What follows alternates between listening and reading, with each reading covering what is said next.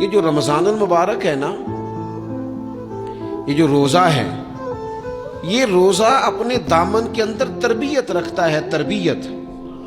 یا ایھا الذین آمنوا کتب علیکم الصیام کما کتب علی الذین من قبلکم لعلکم تتقون۔ اے ایمان والو، تم پر روزے فرض کیے گئے جیسا کہ تم سے پہلے لوگوں پر بھی فرض کیے گئے تھے تاکہ تم تقوی اختیار کرو۔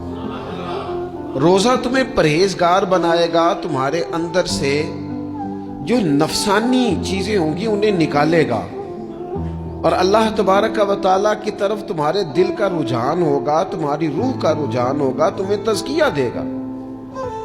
روزہ انسان کی تربیت کرتا ہے، انسان کو روزہ ذہنی طور پر تیار کرتا ہے کہ اللہ کے حکم کے مطابق کھانا ہے، اللہ کے حکم کے مطابق پینا ہے۔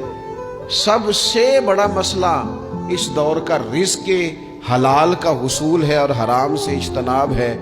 تو روزہ ہمیں یہ سبق پڑھاتا ہے کہ ہم وہی کھائیں گے اور اسی وقت کھائیں گے جو کھانے کا ہمیں ہمارے رب نے حکم ارشاد فرمایا ہے۔